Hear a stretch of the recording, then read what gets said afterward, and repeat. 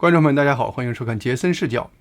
8月15日，中国国家统计局公布了一系列的官方经济数据。分析这批数据后，《华尔街日报》在8月16日发表了一篇文章，标题是“最新数据显示，中国经济仍深陷泥潭”。看到这个标题，可能很多朋友的关注焦点是“深陷泥潭”这个悲观描述，但我的关注焦点却是中国经济仍深陷泥潭中的那个“仍”字儿。这个字在暗示，文章作者认为中国经济未来似乎大概率会走出泥潭。未来15年的中国经济将如何发展？这可能是当前中国乃至整个世界中文圈中最重要的一个问题。它不仅仅是一个经济问题，更和地缘政治、世界格局息息相关。就这个问题，目前有2个核心观点。其一，许多所谓的主流经济学者的认识是，目前中国的经济困境属于正常经济周期中的低谷期，因此中国经济迟早会从低谷中走出来。而另一个观点是，中国从经济到社会都已经切换到了一个和过去30年迥然不同的跑道上。无论你多么眷恋过去的中国生活，过去的就已经都过去了。在今天的节目中，我想通过一系列事实和数据来分析和讨论这个关键问题。我希望您能在看完节目后和我分享围绕这个问题的2种观点，您有什么看法？希望您能够在节目下面的讨论区和我们一起分享您的分析和结论。8月10日是个星期六，也碰巧是农历7月初7，就是中国的七夕情人节。文宁和他的女友小美就是在4年前的七夕情人节认识的。小美是个非常体贴和懂事的女孩，文宁很爱小美。去年七夕，在文宁和小美逛街时，文宁就注意到小美在一个首饰专柜前停了很久，反复端详里面的一只钻戒。当时文宁就向小美表示，会在今年的七夕给小美买下那只钻戒，作为他们交往4年的纪念。但是在今年七夕前夕，文宁对买还是不买那个钻戒却开始犹豫了。文宁是一个程序员，目前在北京一家互联网公司工作，工资收入很不错，因此他是有给小美买这个钻戒的经济实力的。但是最近几个月，他们公司内部一直有传闻说公司业绩不好，可能近期要么会有一轮裁员，要么是会给所有员工降薪。文宁今年30岁了，这个年龄在中国互联网行业已经不年轻了。另外，文宁和小美最近开始讨论2人结婚的事情。思来想去，文宁感觉在这个不安稳的时期，花这么多钱买一只钻戒是极其不负责的行为。当文宁和小美在七夕见面时，文宁把自己的想法告诉了小美，希望小美能够理解自己的想法，谅解自己没能按照他们去年商量的给他买那只钻戒。小美听后立刻笑了。小美说，她其实最近也在想这事，也感觉在这个时候花那么多钱买一只钻戒不合适。小美还正考虑如何和文宁提起这个事儿呢。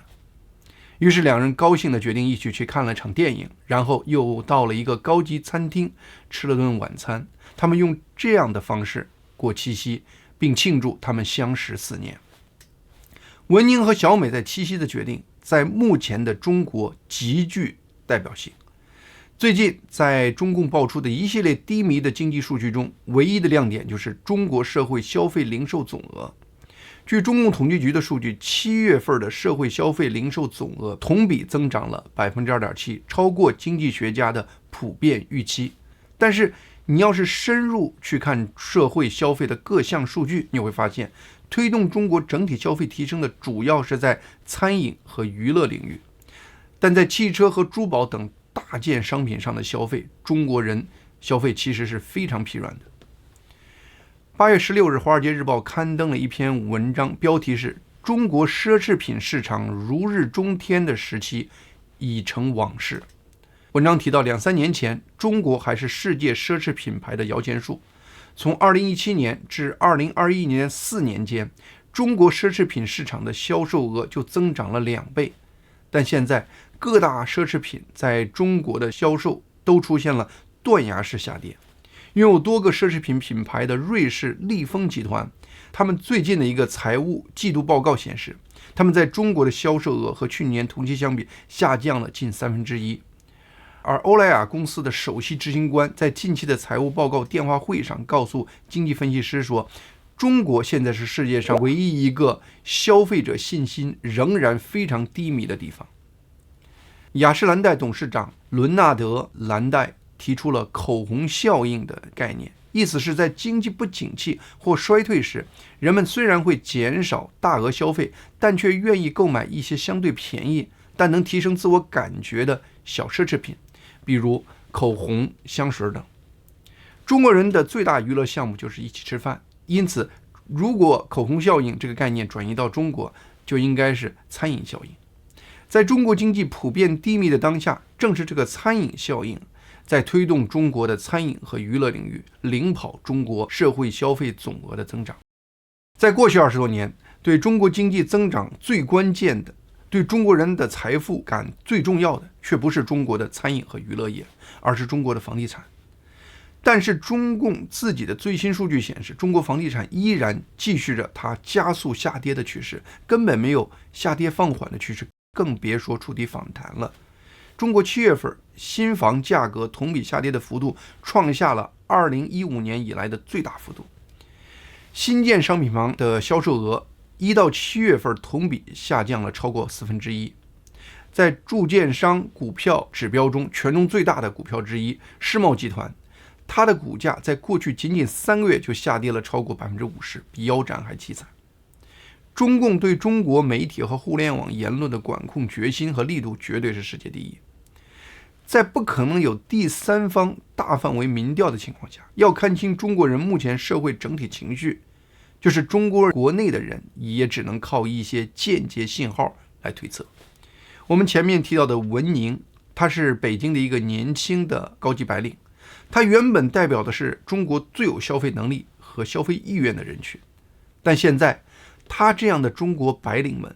对他们的职业生涯的焦虑感却进入了爆棚模式。这一点从过去几个月中国互联网的一系列热点就能够清晰展现出来。同时，各种数据显示，他们的焦虑并不是空穴来风的杞人忧天。7月初，中文网络广泛流传的一个热点是，中金公司上海分公司一名30岁美女员工因薪资从年薪60万降到年薪30万而还不起房贷，最后选择了自挨死。近些日子，另一篇在中国引发热议的网文标题是2024年裁员降薪大潮真的来了吗？这篇文章被热议的原因有2点：一，文章描述的现象比中金公司薪资腰斩更可怕，因此被中国网民广泛关注；二，这种现象不是个案，因此引发了广泛的共鸣。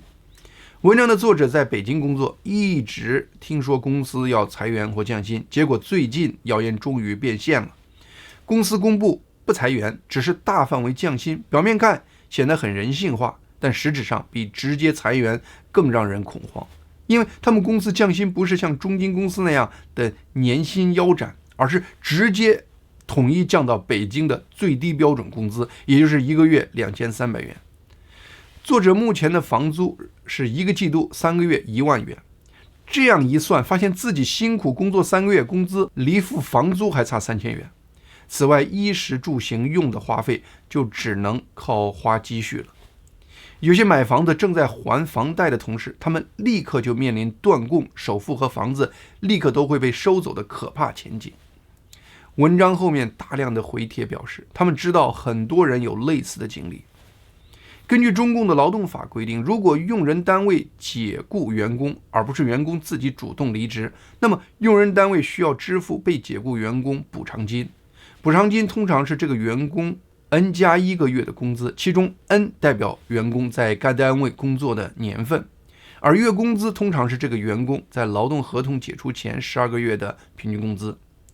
因此，这些公司不辞退这些员工，而是把薪水一步降到最低工资，就是为了规避支付这些员工正常的补偿金。例如，公司要开除一个月薪2万、干了5年的员工，公司就得给这个员工补偿6个月的工资，也就是12万元。现在公司把员工工资降到2300元，明知道突然降这么低的工资，一般人在北京是很难活下去的。公司就是用这办法逼迫员工主动辞职，那样的话，公司就不用给这个员工付12万的补偿金了。哪怕这个员工就是坚决不走，1年后，这个员工的年平均月薪也就变成了2300。这样的话，1年后开除这个员工，补偿金也不过是16000元。当传出中金公司降薪1半时，此前降薪25%的人就变成了幸运儿了。最近，中国网上很多视频讲的是自己被公司开除后，靠公司在辞退时发的一笔数目可观的补偿金维持生活，同时在努力找工作的故事。和这些彻底失业的人比，中金公司降薪1半，还能年薪30万的人，就变成幸运的人了。现在居然出现这种不开除但薪水降到让人没法活的状态，和这些人比，那些能拿到可观的补偿金的人，就又变成了让人羡慕的人了。中国股民有个说法是，自己原以为的地板，后来发现下面还有地下室，再后来发现那个地下室下面还有地狱，而那个地狱居然还有18层。普通中国人的生活又何尝不是这样步步惊心呢？原以为自己已经为最坏的情况做好了心理准备，但是让人惊恐的是，现实却能够一次次超越自己对最坏的预期。中共统计局8月16日公布的中国失业率数据显示，中国7月份城镇总体失业率为 5.2%， 其中25岁到29岁人群的失业率是 6.5%， 而30岁到59岁中国城镇居民失业率从 4% 居然还降到了 3.9%。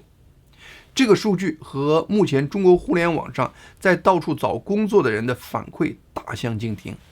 和很多中国人的亲身体会完全相反。8月16日，抖音平台 UP 主史黛拉生活号在视频中说，上海的失业率真的很高，我身边的朋友30多岁、40多岁的都有，突然被公司裁员，出来之后半年、1年都找不到工作，太常见了。从幼儿园老师到 IT 技术人员，从酒店到中铁，降薪已经成为中国的一个普遍经济现象。曾经被视为稳定保障的央企、国企，如今也不得不面对裁员和降薪的困境。但是在中共统计局对其他年龄段的失业率如此灌水的情况下，对不包括在校生的16到24岁的中国人群的失业率，中共公布的数据却是这样的。这个年龄段的中国失业率已经从6月份的 13% 涨到了7月份的 17%。中共为什么会在这里主动爆出这样的2位数的失业率呢？其实中共在这个数据上灌水的程度绝对不比在其他年龄段幅度小，根本原因是中国年轻人的失业率实在是太吓人了。智联招聘公司的统计数据都是得到中共认可才敢发表的。智联招聘最近的数据显示，今年中国普通本科硕士毕业生的就业率只有1/3，也就是67%的毕业生毕业即失业。到目前为止，我和大家分享的主要还是中国目前的经济现实。我在节目开始时说了，我们今天其实是要想聊聊未来中国经济的走向。我们都不相信哪个人有看未来的水晶球，那么凭什么我们今天敢一起讨论未来的中国经济走向呢？其实有些未来的关键数据是可以简单的从现有的数据中推算出来的。例如，一个在2016年出生的人，到2038年会是22岁，也大概率是这个人从大学毕业的年份。其实很多未来的关键数据都可以从一些目前的数据中简单推算出来。最近一篇名为《大学生失业潮将持续15年，波及6000万毕业生》的网络文章，就是采用这个思路进行分析，最后得出上述结论的。首先，根据中国过去历年公布的出生人数，作者推算出从2025年到2039年这未来的15年中，中国的大学生人数按照最保守的估计方法，平均每年会有1200万以上的大学毕业生，这15年就是1.8亿大学毕业生。那么未来15年，中国会给这些大学毕业生提供多少就业岗位呢？给这些大学生提供就业岗位的主要来自2大类。一是因为中国经济体量的增加，因为中国 GDP 的增加而额外创造出来的新就业岗位，二是因为老年人退休而空出来的就业岗位。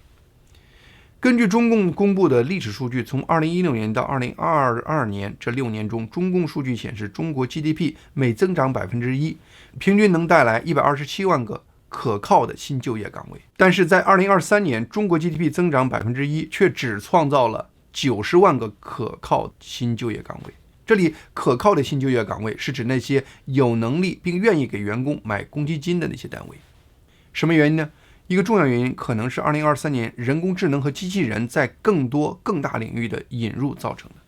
目前人工智能和机器人的发展越来越快，未来代替人的工作岗位的领域会越来越多，因此最保守的估计是未来15年 GDP 每增长 1%， 能创造90万个新的岗位。从目前的情况看，未来几年中国 GDP 增长 5% 应该是中国经济发展的天花板了。以后随着中国经济体量的进一步增加， GDP 增长速度自然会进一步减少。因此按照最理想的方式，如按照 5% 的 GDP 增速的话，乐观情况下每年能创造450万个新的可靠就业岗位。按照 4% GDP 增速，每年创造360万个新的可靠的就业岗位。那么第二个岗位栏，也就是因为中国老人退休，业农给大学生空出多少可靠的新就业岗位呢？据从2016年到2023年这7年的数据，并考虑未来15年有公积金的离退休人员将稳步上涨，预计每年将提供350万到680万的空缺。按照上面的推算，从2022年开始，中国新工作岗位的数量就已经少于当年的大学生人数了，其中的缺口是274万。而从那儿以后的20年中，这种状态将一直持续。因此从2025年到2038年的15年中，将会累积至少有6000万的大学生毕业，他们将永远无法找到可靠的就业岗位。这还是一个从各方面看都是最乐观的情况的估计，实际情况只可能比6000万更多。这6000万是未来15年毕业的1.8亿大学生总人数的1/3，也就是无论中国的大学生是多么努力的学习，他们中注定会有至少1/3的人没有机会拥有一个像样的职位。一个大学生从校园走出来后，在人生最重要的几年中，他们却可能不得不在网约车司机、网络主播、家政服务、外卖员等自由职业中游走。这几年的蹉跎大概率就意味着这些人一辈子的学业荒废。当这样的现实展现在中国人面前时，会是什么结果？这只能让中国未来的学生和家长以个人奋斗的名义更加投入到拼命内卷的运动中去。一个普通人是无法逃出环境的桎梏的，这是中共治下中国经济和社会现实决定的，是这个时代的宿命。这6000万过剩的大学生给中国社会带来的冲击绝对不只限于未来15年的大学毕业生或家里有大学毕业生的中国人群。这群游荡在社会中的数千万过剩的受过高等教育的人群，将从根本上改变中国高端就业环境。他们将颠覆在这些岗位的所有中国人在薪资方面的议价能力。其实这样的情况目前已经在中国发生了。目前在中国35岁以后失业的程序员能够再次找到高薪工作机会已经如断崖般下跌了。最近网上一位前腾讯公司的算法工程师发帖说，他在腾讯的月薪是46000元，被裁员后找了8个月都没有找到新的工作，自己主动无底线的大砍自己的薪资期望，依然没人要。他说目前全国都在裁员降薪。到目前为止，我们讨论的主要还是未来15年中国大学生毕业的就业情况。中国社会那些只有高中文凭甚至连高中文凭都没有的人，他们未来的命运将更加被忽视和边缘化。如果未来15年中国人将处于这样一个就业大环境，你告诉我，中国人目前面临的困境是一个短周期的低谷，还是一个划时代的变化的开始呢？说到这里，可能有人会反驳说，如果中共高层此时能出台一套高明的经济政策，也许就能把中国经济再次推入高速发展的轨道。如果中国经济发展的速度大幅提升上来，就业问题也就自然迎刃而解了。这是很多媒体在有关中国经济报道中展现出的一个常态思路。几乎在每篇报道中国经济数据萎靡的报道中，他们都会引用一些华尔街银行分析师的观点，表示如果中共出台这样的刺激消费的政策，或者是那样的保护房地产的政策，中国经济将会大不一样。中国经济目前出现的这样一个熊包样，似乎只是中共政府没开窍而已。中国国内的个别经济学者也持有这个观点。从2022年在世界地缘政治中，中共国选择了和俄罗斯站在一起，和欧美对立的国际立场。同时从2022年开始，中国人口总量也正式进入萎缩的轨道。世界地缘政治格局的改变，以及整个国家人口发展的轨道，这不是短期性现象，更不是中共的一套经济政策就可以改变的。中共官员当然也在看西方这些财经媒体的报道，他们当然知道这些媒体上反复报道的这些说法。过去这周，中共央行行长潘功胜就通过中共的媒体采访向国内外的媒体喊话。潘功胜强调会保持政策的耐心和稳定性，不会有大幅度的刺激措施。很明显，潘功胜的态度是严格符合习近平思想的。国际上一些经济机构关注的是目前中国房地产企业接连暴雷中可能引发的社会不公问题。例如，国际货币基金组织发布数据说，中国需要1万亿美元才能保证把已经完成预售的住房楼完工后交给已经付钱的买家。但是潘功胜面对记者重申的却是，中国政府会用420亿美元的再贷款计划，帮助地方政府购买未售出的住房，让地方政府做包租婆的问题。前些日子彭博社的一篇报道把习近平称为中国的唯一首席经济学家，我感觉这个说法其实非常贴切。目前在中国经济领域的种种政策和措施，从宏观到微观，都能看到习近平的思想和思路。中国在过去3-4年中，整体经济疲软，股市涨少跌多，很多投资项目都赔得一塌糊涂。在投资无门的情况下，中国很多金融机构开始大量购买中国政府债券。我在以前的节目中科普过债券的概念，简单说，一个债券卖得越红火，购买的人越多，这个债券的价格就会提高，同时这个债券的收益率就会下跌。过去1年，因为大量投资人购买中国政府的债券，从而造成这些债券的收益率显著下跌。10年期债券收益率从接近 3% 降到了 2.1%， 而30年期债券收益率也从 3.3% 降到了 2.4%。 这原本是再正常不过的市场投资行动。但是8月15日，多家媒体却报道，过去1周，中共高层采取统一行动，强行抑制政府债券的价格，以提高其收益率。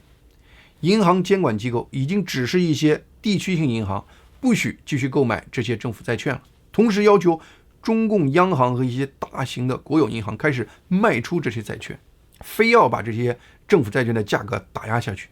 把他们的收益率往回推高。中共为什么要这么做呢？据说是为了防范金融风险。有报道说，中国高层看到2023年美国硅谷银行倒闭事件，认为硅谷银行倒闭的原因是政府债券的收益率从低点快速攀升起来造成的。所以当中共高层看到中国政府债券收益率开始下跌时，他们条件反射地认为中国金融系统可能也因此会出现风险。但是硅谷银行2023年出事是美国10年债券收益率从大约 0% 的位置短时间就涨到了 3.6% 的情况下发生的，而且过程中有很多储户情绪化的行为的偶然因素。因此硅谷银行倒闭事件在美国金融领域也只是一个偶然事件。而在中国10年期债券收益率刚从接近 3% 降到 2.1%， 中共高层就开始担心收益率将来会反弹，给银行系统带来风险，从而决定强力出手干预。这样的做法让国内外的经济学者都非常吃惊。中国西京研究院的赵建博士就此发表了一篇文章，标题是政策的迷思与决策的逻辑。文章暗示中共这次为防范金融风险而对债券市场强力干预的行为，可以被称为金融界的动态清零行动，是中共新冠病毒动态清零思路在金融界的翻版。中共各级官员在执行防范金融风险方面的过激行动，核心目的是他们在规避自己被习近平问责的风险，但是他们这样干却很可能反而增加中国金融的长期风险，因为这些措施都是违反基本经济规律和市场原则的。其实，如果中共官员对中国经济的干预都只停留在利用金融手段实施干预，那中国老百姓还得烧高香了。中国经济目前最大的一个难题是地方政府的高额债务问题。一些海外的经济学者因为这些高额债务而为中共的地方政府捏把汗，而我却在为中国的老百姓捏把汗。因为饥荒年代，有枪的土匪是不会饿死的。最近一段录像在社交平台上引发了热议。录像揭示一家位于河北唐山的公司正面临山东菏泽成武县市场监管局的异地巨额罚款，金额高达人民币2558万元。在录音中，山东的官员明白地说，扶植一个企业我没本事，干垮一个企业太简单了。再次回到我们今天的问题，我想问观众的是，您认为习近平的权力和他治理国家的思路是一个短周期中的低谷期的表现吗？另外，您认为中共各级官员善于使用权力，最大化规避自己个人风险，最大化提升自己的个人利益的行为准则，是一个短周期中的低谷期的表现吗？有人错误地认为人类的经济和文明会不断的发展，这其实是个错误认识。100年前的阿根廷是全球粮仓之一，是世界最富有的国家之一。现代在阿根廷首都布宜诺斯艾利斯看到的所有辉煌的建筑都是100年前建的，因此当时被称为南美的巴黎。20世纪初的阿根廷人根本没有意识到，他们当时选择的道路会让阿根廷在随后的100年从一个衰退走向另一个衰退。回看历史，很多时候美好的日子过去了也就过去了。在海内外的媒体，我不时看到有人说，中国如果不怎么样怎么样，将重蹈日本90年代的覆辙。我心里总会默默地说，如果15年后中国人能过上现在日本人的日子，那中国人就偷着乐吧。